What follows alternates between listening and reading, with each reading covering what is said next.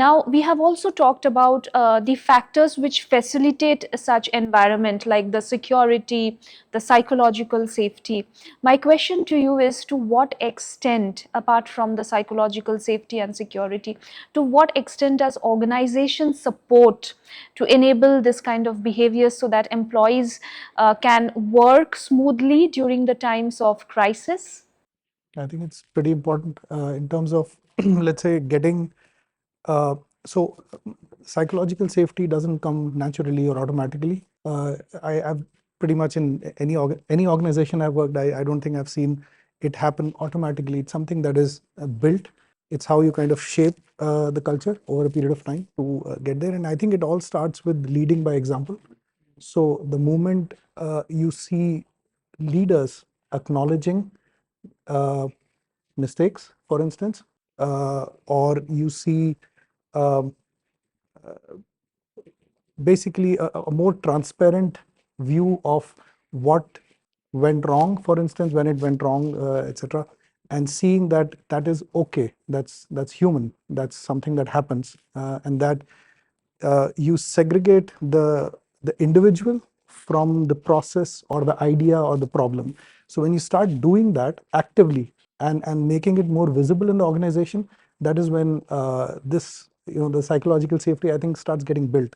So we actually did an experiment. I had a secret score of something called as uh, the I own this index. So what we used to do is, like, basically we kind of measured how many times people said in meetings when something went bad that you know sorry, this was something that I made a mistake here, or I think this is something I could have done differently, or I could have done better.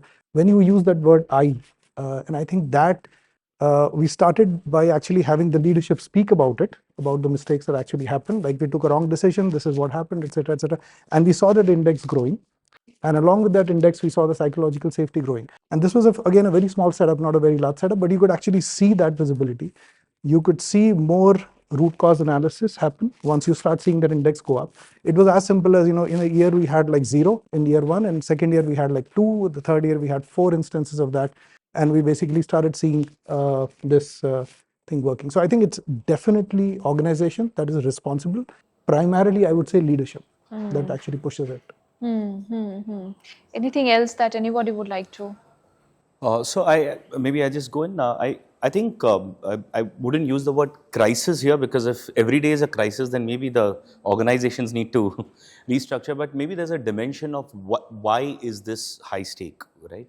It could be because either we haven't done this in the past. I don't know. There's uncertain outcome, or there is a timeline pressure, or maybe we know what to do, but there is inexperience within the organization. So I think as organizations or as the senior management, I think one enablement is, so what is the gap? There is obviously you identify a certain team to work for a reason, right? Either they're concerned. So what is the gap? Is an external consultant, or are there experiences within that one can buy? And I think that's one enabler that can come in. Second is, I maybe it sounds a bit repetitive, but I think in all the crises, it's about what we know and what we don't. And if you're able to segregate what we don't and what we can't solve for, I think the design thing becomes easier. And I think the third most important piece is psychological safety, as it's been called. Failures have a cost, right? I think I would just put two lenses there from just practical examples that come to my mind is, if they are slightly high cost, then I think it's important for the high stake people within that to ensure where this is going. But more importantly, I think if there are failures, just separate the person. If it's unintentional, just separate the person from this thing. So I think failures or bottlenecks or dead ends could be a reality, which comes back saying, don't press the panic button, because it just puts a negative energy within the team. So I think, that's broadly my thoughts. So I think organizations now are putting a lot of effort to train leaders on emotional quotient, right? Which is a very important aspect, because increasingly you're seeing these high pressure or crisis situations, whatever you want to call it, happening with respect to time, with respect to deadlines, with respect to closures, with respect to delivery, all of those things, depending on which side of the table you are. But if you have a high EQ, then you're much more calmer with your team.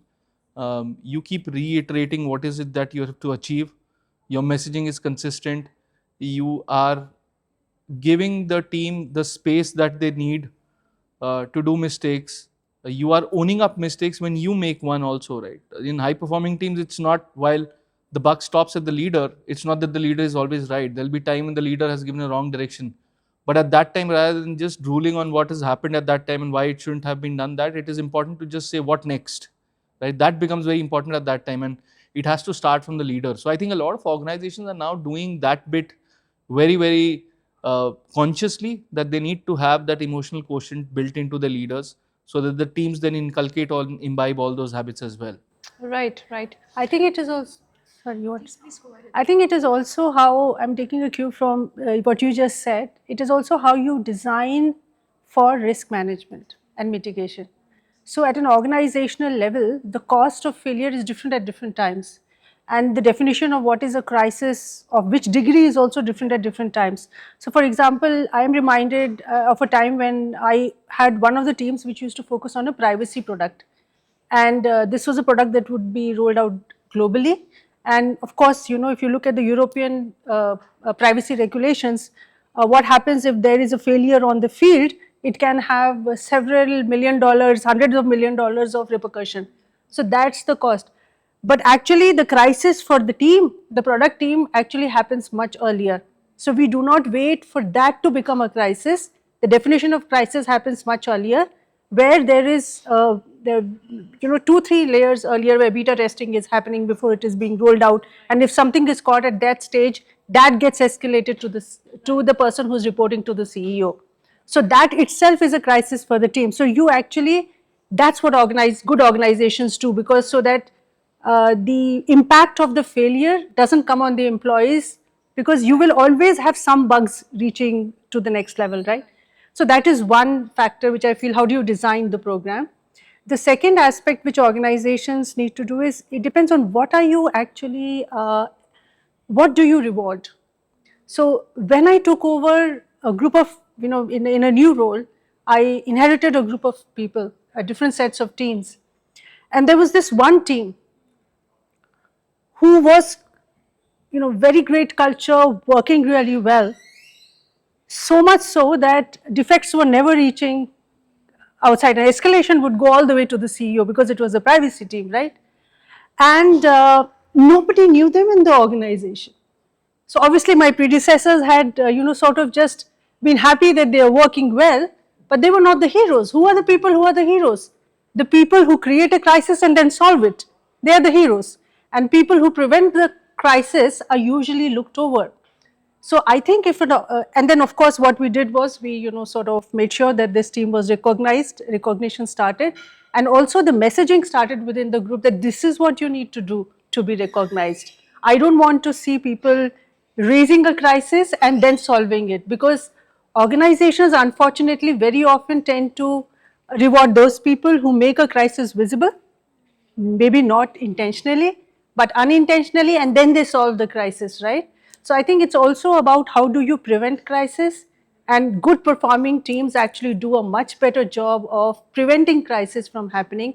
And there's a big role that the organization plays in driving that culture within the organization. I think wonderful. I think we went a step ahead and where we discussed how to prevent those crises.